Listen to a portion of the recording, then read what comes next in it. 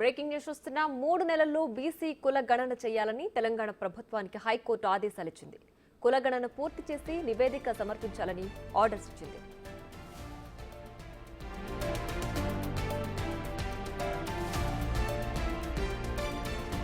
BC కుల గణన చేయాలని తెలంగాణ హైకోర్టులో బీసీ సంక్షేమ సంఘం రాష్ట్ర అధ్యక్షులు సత్యనారాయణ రిట్ పిటిషన్ వేశారు. ఆ పిటిషన్పై చీఫ్ జస్టిస్ బెంచ్ విచారణ జరిపింది. ప్రభుత్వానికి హైకోర్టు 3 నెలల టైం ఇచ్చింది.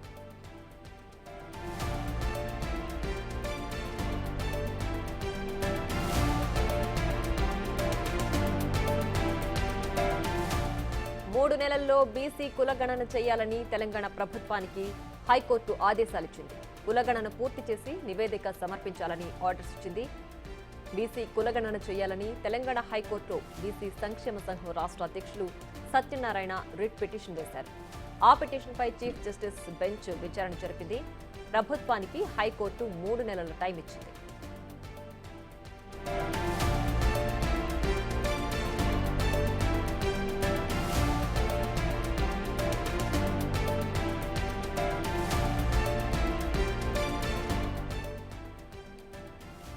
మూడు నెలల్లో బీసీ కులగణన చేయాలని తెలంగాణ ప్రభుత్వానికి హైకోర్టు ఆదేశాలిచ్చింది. కులగణన పూర్తి చేసి నివేదిక సమర్పించాలని ఆర్డర్స్ ఇచ్చింది.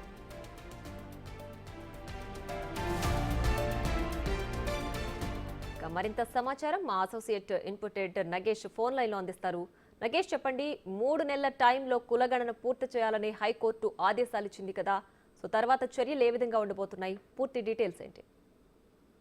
కాంగ్రెస్ పార్టీ ప్రభుత్వం ఏర్పడిన తర్వాత కాంగ్రెస్ పార్టీ కూడా మేనిఫెస్టోలో ఇదే విషయం చెప్పింది. బీసీ కులగణన ఖచ్చితంగా చేస్తామని చెప్పి చాలా సార్లు చెప్పింది. ముఖ్యమంత్రి రేవంత్ రెడ్డి కూడా బీసీ కులగణన చేయడం కోసమే చాలా సందర్భాలు కూడా ప్రకటన చేసిన పరిస్థితి. దీనిపైన నాగుల శ్రీనివాస్ యాదవ్ అనే పిటిషనర్ హైకోర్టులో పిటిషన్ దాఖలు చేశారు. ఎందుకంటే బీసీ కులగణన చేయాలని చెప్పి హైకోర్టులో తను రిట్ పిటిషన్ దాఖలు చేశారు. ఎందుకంటే బీసీ కులగణన సంబంధించి ఎంతమంది ఉన్నారు ఏంటనేది కూడా ఖచ్చితంగా సమాచారం వస్తుంది. ఇప్పటికీ బీసీలకు సరైన న్యాయం జరగడం లేదు. అంటే వాళ్ళకు రావాల్సిన పోస్టులు కావచ్చు, మిగతా వ్యవహారాలు కావచ్చు, వాళ్ళకు సరైన న్యాయం జరగలేదని చెప్పి పిటిషనర్ వాదనలు వినిపించారు.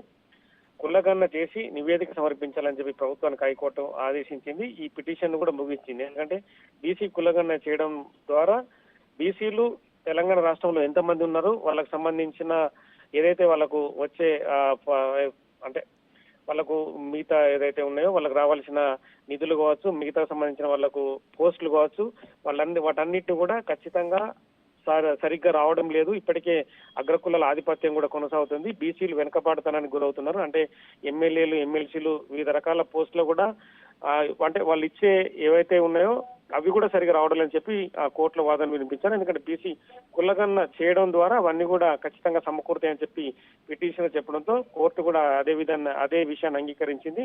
బీసీ కులగణన చేయాలని చెప్పి 3 నెలల్లో కూడా చేసిన తర్వాత వాటికి సంబంధించిన వివరాలు కూడా కోర్టుకు సమర్పించాలని చెప్పి ఆదేశాలు పేర్కొంది.